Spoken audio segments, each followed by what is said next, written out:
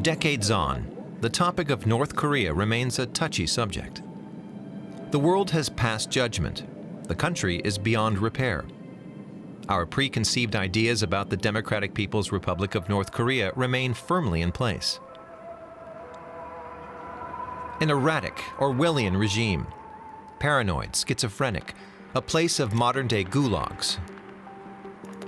A red dynasty, long headed by a despotic film buff, and now by his son, whose portly appearance is topped with a singular haircut. And then there's the country's nuclear arsenal, a threat that makes the self-proclaimed innocent nations of the world tremble with fear. When it comes to North Korea, why do we so often resort to cliches? In light of the difficult and often tragic situation the country's people find themselves in, hyperbole seems rather inappropriate. We're often told that foreigners are not permitted into the country, that those who do manage to visit are not permitted to see much of anything, and that those who do manage to see something should remember it's probably fake.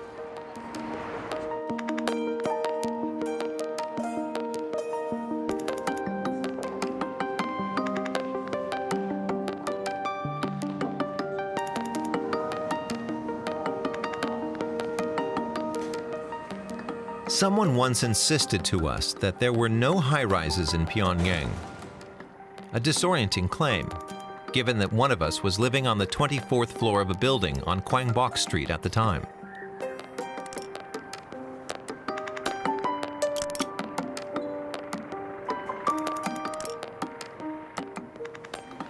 This film was shot over a period of 8 years by 3 people. One of us is a translator of Korean. Between us, we made more than 40 trips to North Korea. But the film does not show prison camps or rocket launch pads. That's forbidden. As are images of soldiers, construction sites, shopping malls, gambling, pictures of people who do not have enough to eat, and pictures of people who are eating. Avoiding these images is harder than it might seem.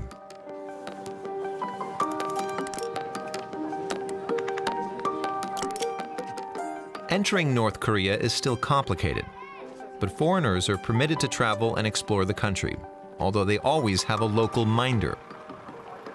Visitors are not required to proclaim their loyalty to the state, nor do they only see what the state permits them to see. And it's a myth that you'll never hear laughter in North Korea.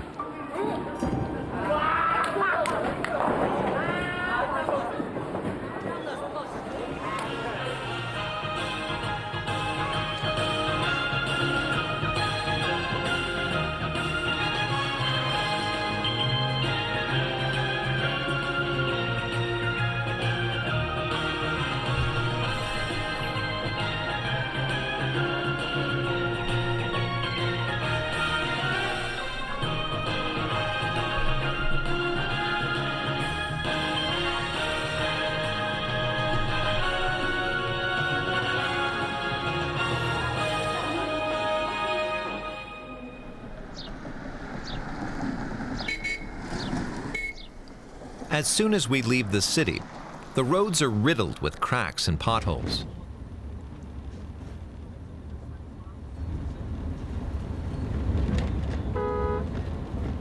The bumpy journey is hard on drivers and vehicles. That could explain why broken down trucks and buses are a common sight.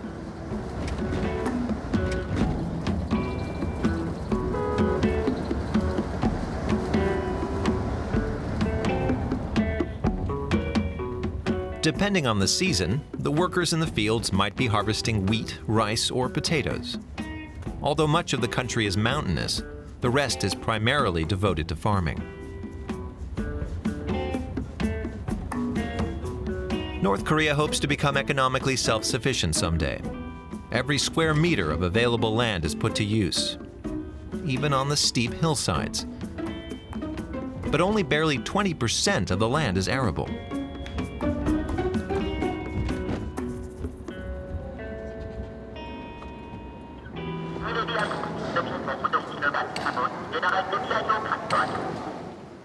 This factory was not filmed in 1920, but in 2016 using a small camera while exploring the city of Hamhung.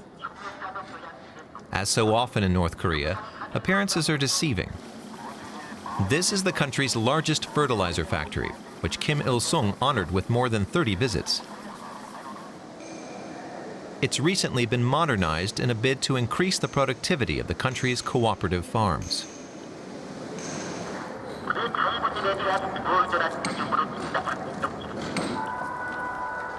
Cooperative farms like this one, with its familiar ox carts, geese and ducks, and the omnipresent red flags. Another visit to a collective farm a year later. It's raining and everyone has gone to seek shelter. The productivity chart proudly displays the farm's yields. We take shelter in the living room of one of the farm workers. She tells us about the bitter cold winters, hot summers, and the back-breaking work in the rice fields. Her son is 14. Small for his age, she admits, but the family has been through hard times. Her son was born just as the Great Famine was ending.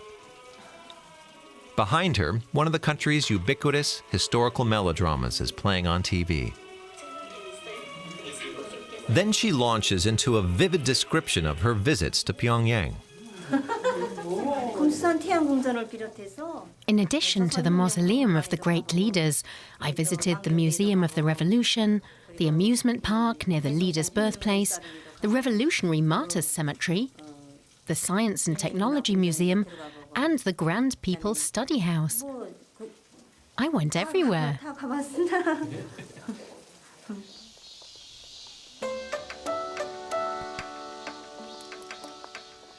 Anyone from the provinces who visits the capital comes here first.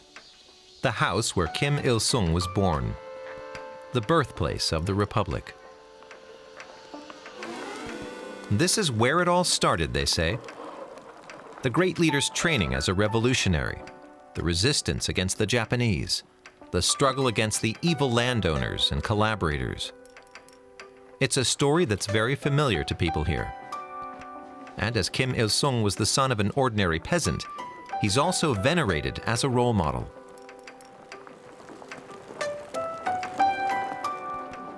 This is a place of pilgrimage year-round.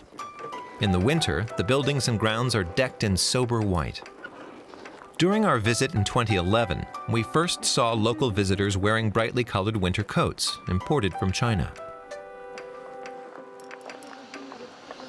By 2015, the classes of school children are wearing brand-name sweatpants, even though their sneakers don't quite yet make the grade.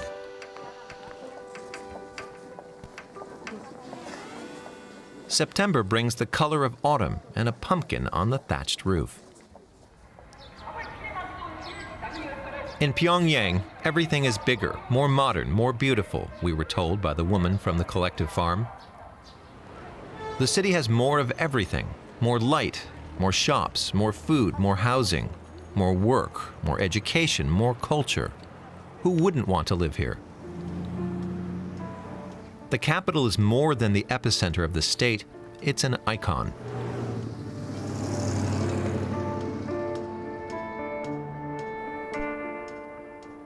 Our farmer would probably have been told that these exemplary buildings are home to exemplary citizens, scientists, soldiers, civil servants. Some of the most eminent live on the Glacinu Mure, or Future Scientists Street. For a farmer from a village without so much as a paved road, this would be an impressive sight.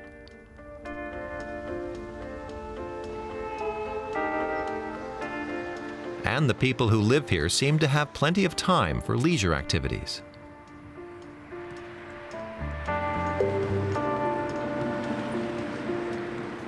Our visitor from the collective farm couldn't help but be dazzled by these high-rises, the most famous of which looks like an atom when viewed from above. And by the new districts springing up around the city, built with the labor of the country's soldiers and workers.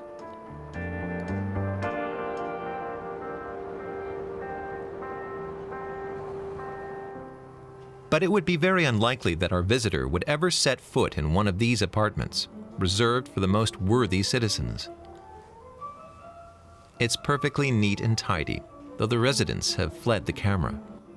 There's a computer, cell phone, books, and a sewing machine. The balcony offers a view across the city in the midst of a real estate boom. There's an abundance of color, quite the contrast to the gray that dominated here just 20 years ago.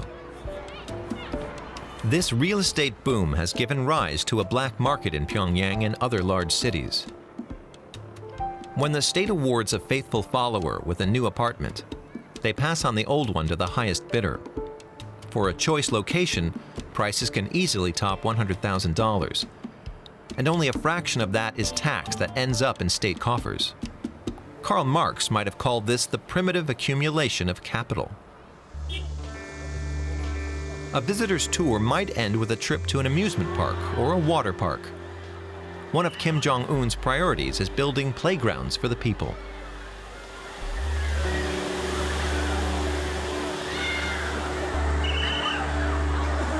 The entrance fee, equivalent of €2, isn't cheap by local standards, but everyone mingles and enjoys themselves.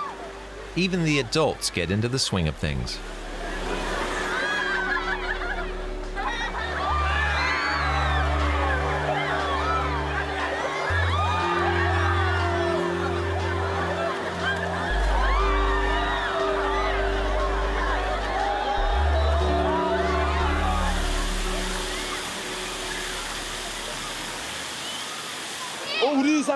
I came with my group, but I don't know where my coworkers are. Now I'm looking for them. I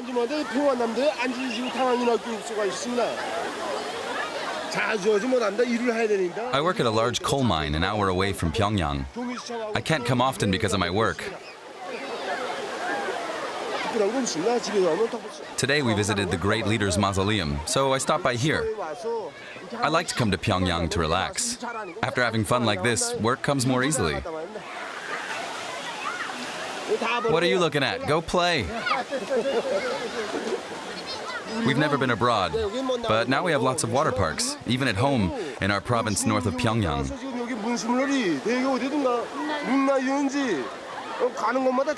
We will become the best in the world, without anyone's help, just by our own hands.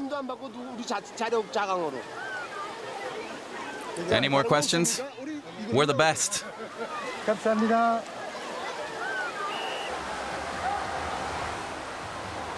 Some of the rural visitors seem a bit lost in the crowd. But since many people don't know how to swim, no one really notices. But on state television nowadays, people can even tune in to swimming lessons.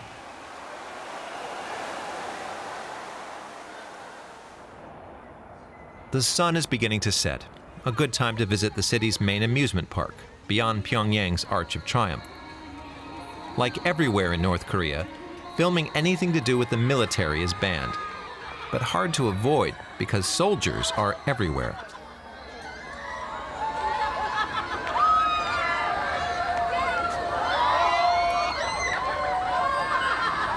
Some might call this nothing but bread and circuses, but it's far more than that.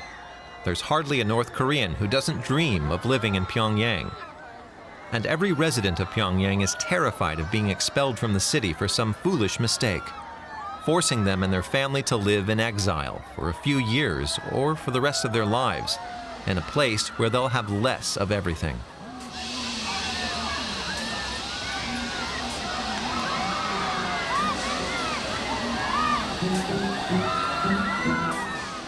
With its lights and sights, Pyongyang inspires loyalty.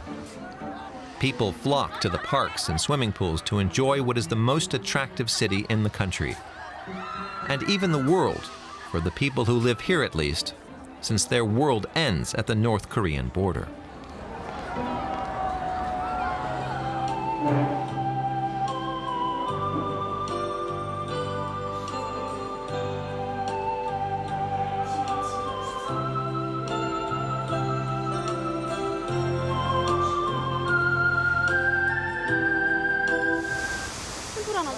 조금 떼요. 다시 조금 떼고 작은 거라요.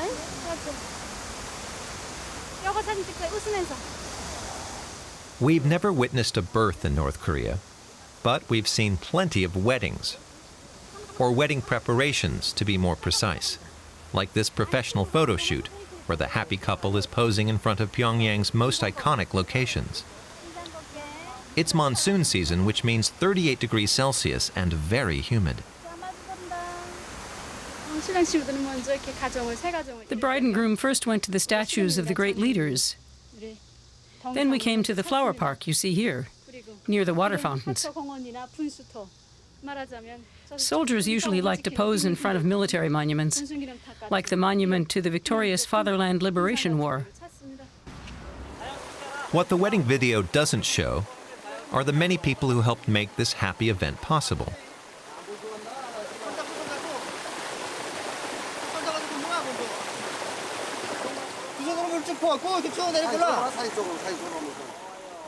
In North Korea, most marriages are arranged through matchmakers. It's their job to find the ideal marriage partner who will also be suitable to the families. Although marrying for love is just starting to trend, arranged marriages are still the norm. One result is that people usually marry within their own social class. For many decades, the country's elite was dominated by the revolutionary comrades of Kim Il-sung and their descendants. At the bottom of the social order were the families of people who had collaborated with Japan and their descendants. In between were some 40 subclasses who were not permitted to marry outside their rank. The end of Kim Il-sung's regime, the famine under Kim Jong-il, and the partial disintegration of both state and party that followed not only shook the country, but also its traditional social hierarchy. This helped loosen the stringent marriage rules. Today, the most desirable professions for a husband are scientist, diplomat, the military, and of course, business professionals.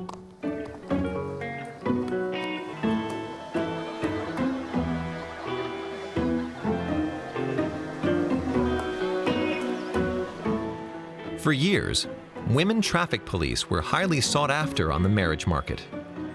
But they're seen less often now, with the installation of traffic lights.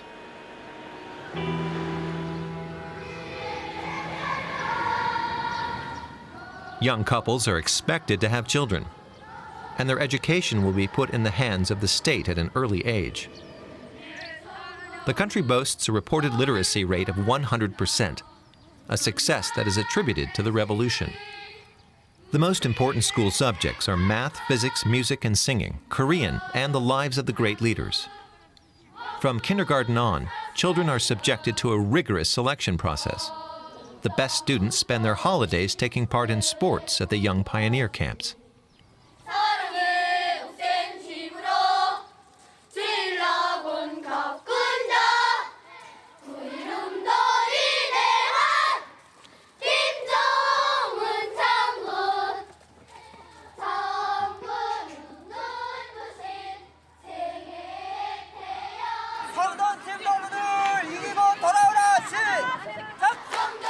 When we arrive at the stadium, the competition is underway. Each side is cheering on its team. The young charges aren't wearing the standard lapel pins bearing the images of the great leaders. They're on holiday, and children under 16 aren't obliged to wear them.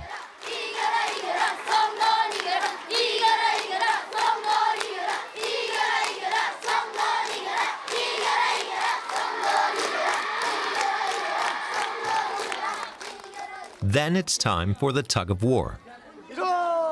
The evil American soldier in the middle is tough. He's already made it through several tournaments.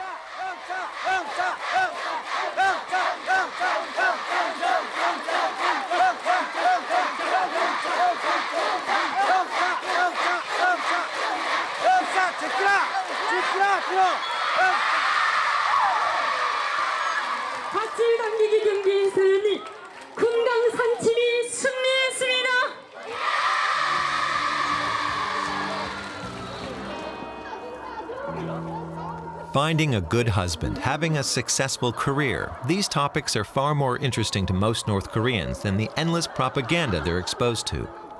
Getting married is important, and it's also the focus of the sitcoms that are broadcast on a giant screen near the central railway station. Locals stand here to watch them in the middle of December, even in a chilly minus 15 degrees Celsius.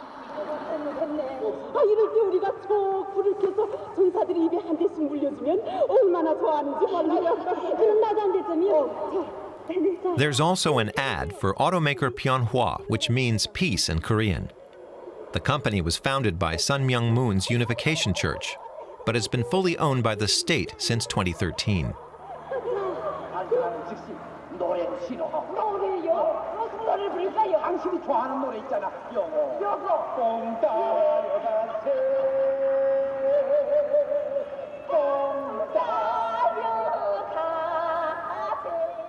The sitcoms portray a politically correct world.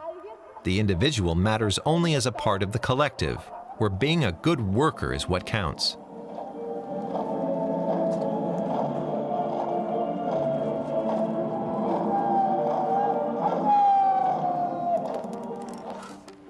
In the winter, everyone is responsible for a stretch of road.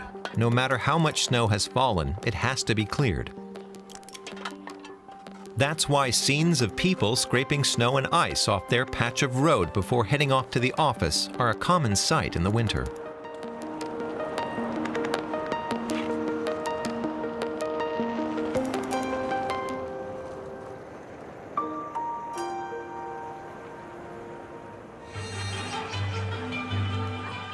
For some unknown reason, we had to wait for years before our guides allowed us to film in parks.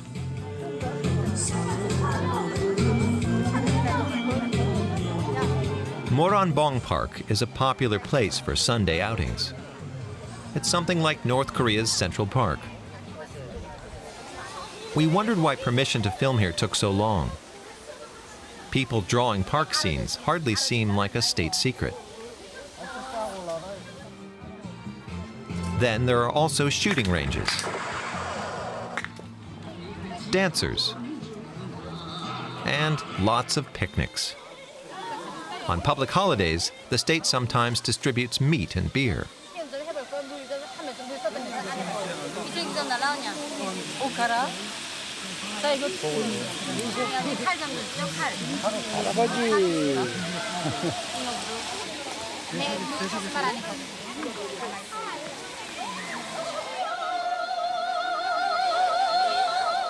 These pensioners, free of family and professional obligations, are enjoying a day out.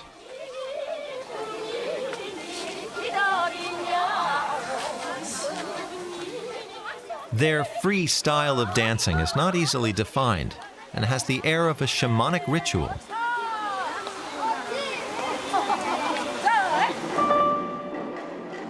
In 1956, filmmaker Chris Marker, who was part of the first French delegation to visit the North after the Korean War, recorded almost identical scenes of workers dancing by a train factory.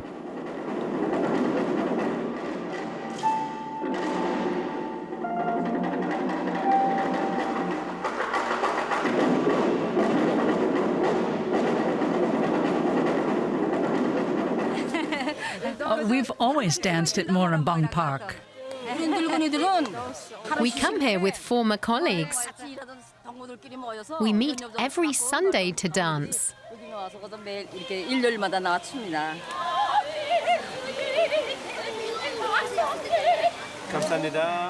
Thank you. Why don't you stay and dance with us?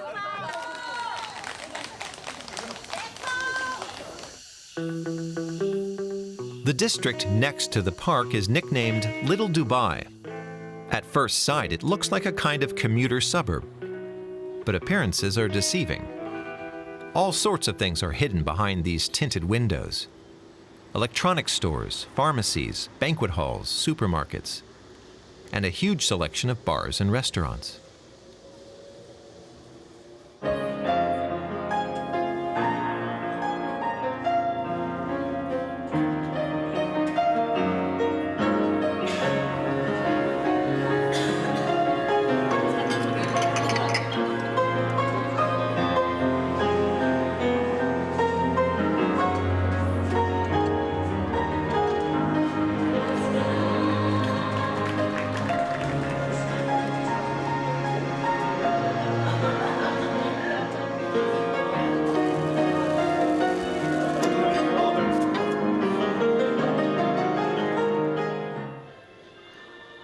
This television ad sings the praises of a luxury supermarket.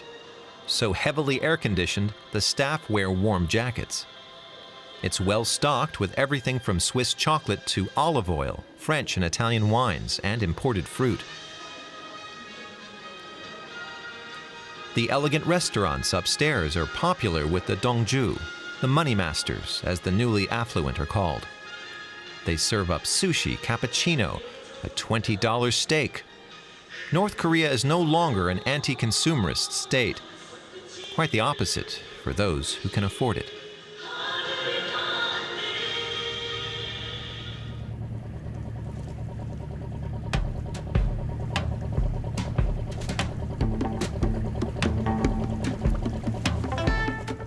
North Korea's party newspapers don't publish restaurant reviews yet, but given the number of restaurants, barbecue joints, and snack bars cropping up everywhere around the country, that's probably not too far off. Is the North Korean obsession with food a remnant of the arduous march, the famine that ravaged the country between 1994 to 2000, causing somewhere between 500,000 and 1 million deaths? Back then, even the word restaurant was considered taboo. When Kim Jong-un came into power, he promised the North Koreans they would never face such deprivation again. Now food has become a sign of success, an important part of the culture, almost as much as in South Korea.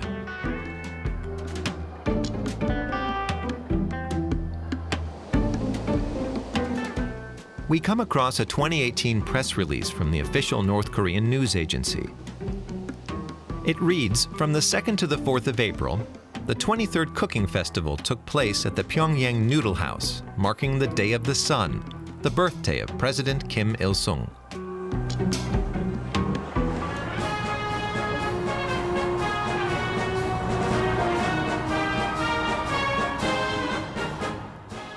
If there's anything North Koreans excel at, it's parades.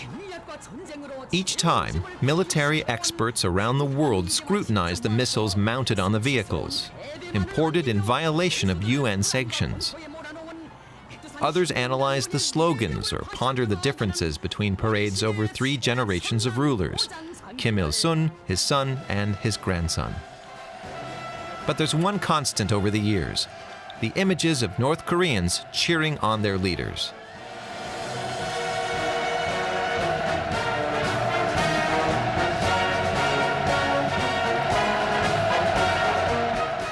It takes weeks of practice to make these living mosaics.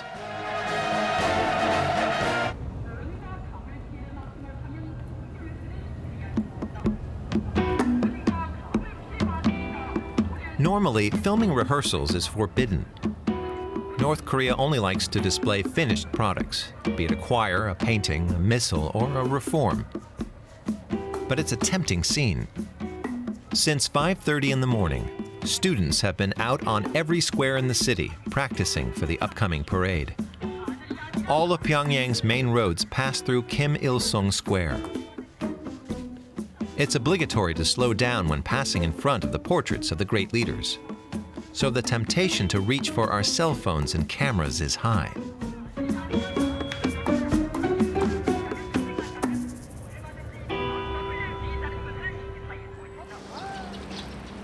We observe the portraits as they observe us.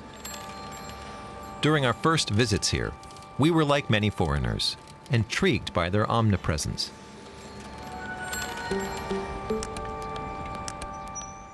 But the more often we visited, the less we noticed them. The same does not apply to North Koreans. Cyclists are required to dismount from their bikes and look upon the statues of their leaders.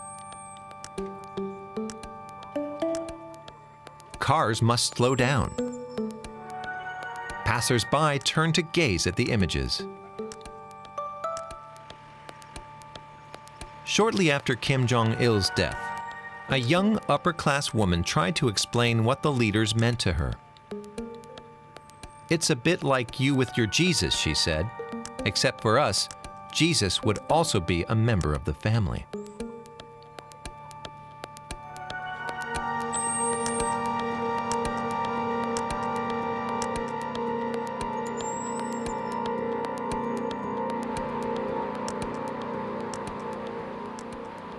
In the heat of the summer, we occasionally saw a fan cooling the portrait of the leaders.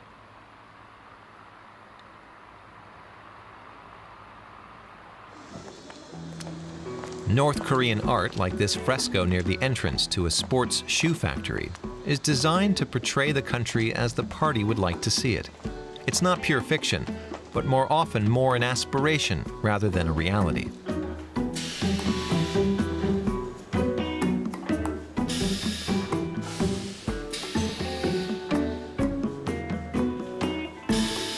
The Ryuwon factory, or Weeping Willow Paradise, has 700 workers. 70% are women. They produce 1.5 million sports shoes a year. It's assembly line work. For years, local products were conspicuous in their conformity. Now the factory is seeking to draw inspiration from foreign trends. In marketing jargon, this is what's called benchmarking.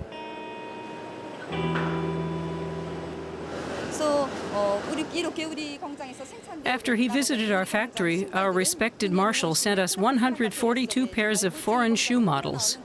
신발 공장에서 나오는 신발들입니다.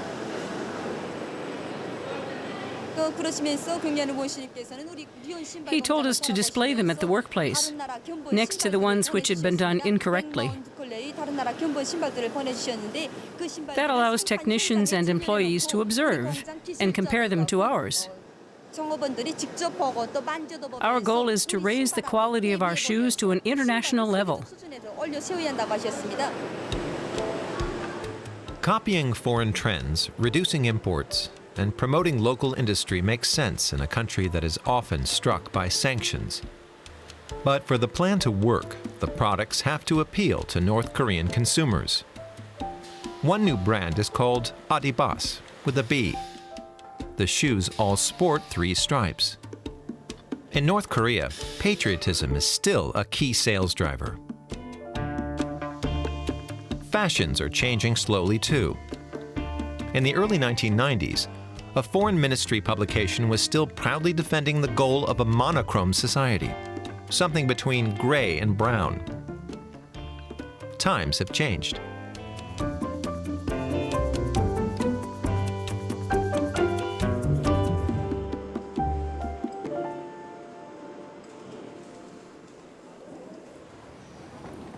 We pay a visit to a bowling alley. Bowling, popular in the 1980s, has become trendy again.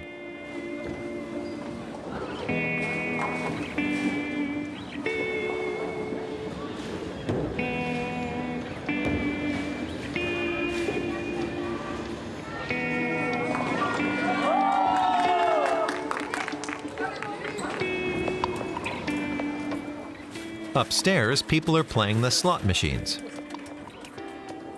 Downstairs, we get a good look at some of the latest fashions. Here, too, banners tout the party line. It reads, "Let's advance the social revolution that ensures the happiness and well-being of the masses."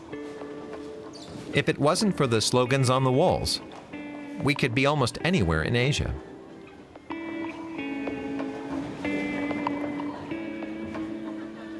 This young woman is an office worker. Everyone dresses to suit their body type and coloring. Some women have square shoulders and try to disguise them.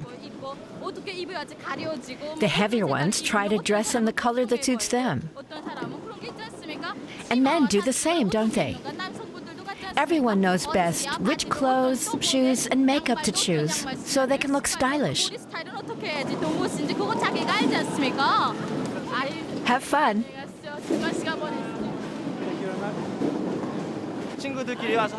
We come here with friends and colleagues to get some exercise and relax. Bowling alone is no fun. It's the atmosphere and good mood that counts. 분위기, 기분 아닙니까, 기분?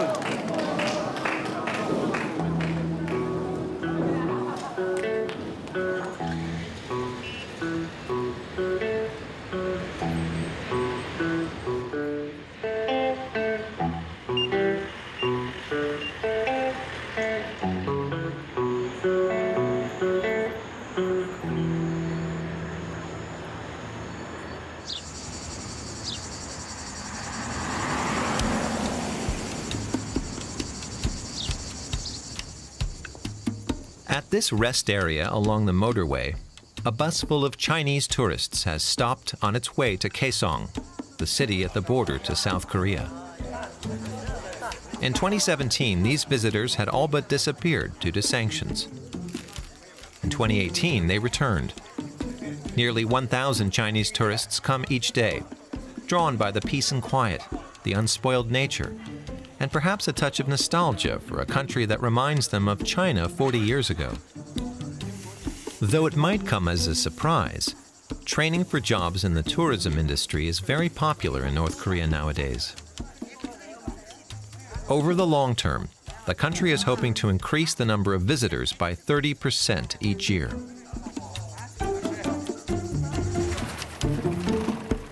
In the fall, Wonsan Beach on the East Sea is deserted.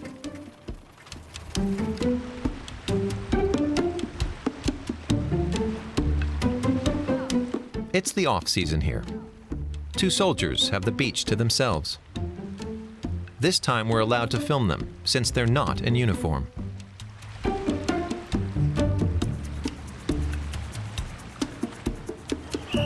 This is the same beach in the summer.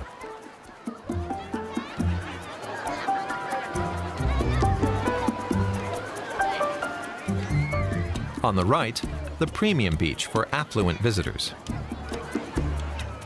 On the left, the public area, where admission costs just a few cents.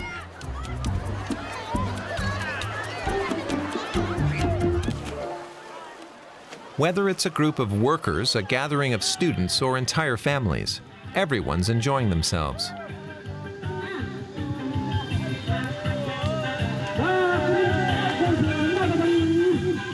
People arrive by truck or on bicycles. Some come for the day, others for a week. Many come from rural regions.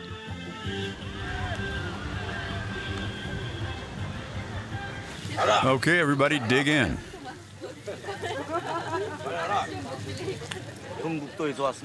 We come from the countryside, north of Pyongyang.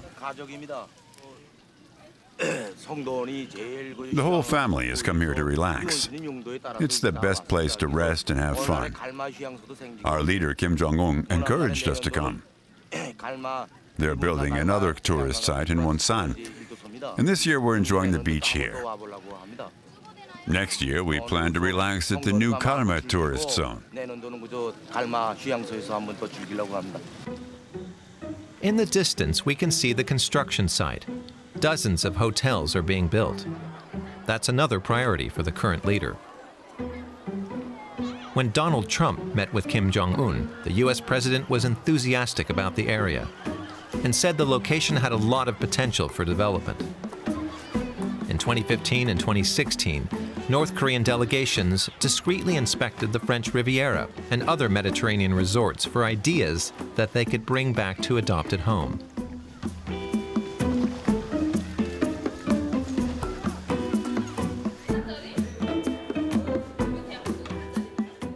The manager of a famous local fish restaurant is pleased with what's happening.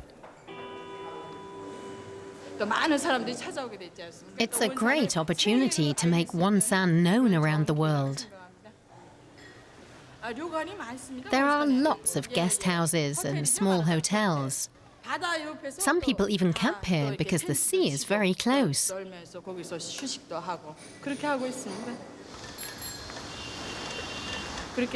I hope many French people will come here to swim and try our famous soup, of course.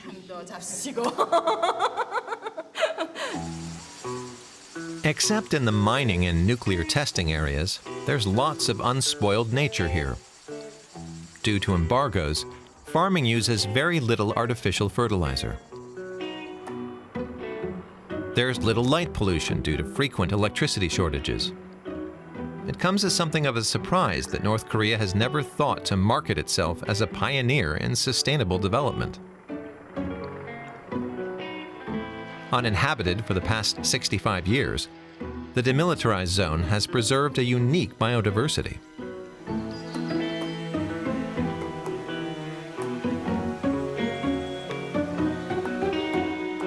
So far, Pyongyang doesn't seem inclined to take advantage of these natural assets.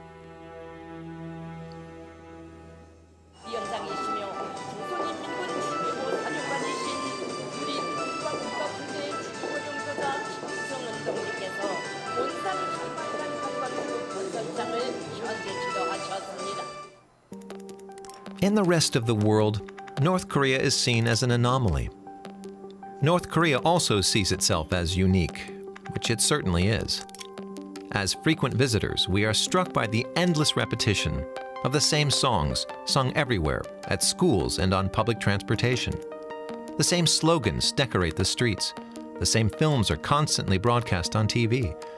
North Korea is a country under a bell jar, a country marching to its own pace. It's impenetrable, frustrating, exhausting.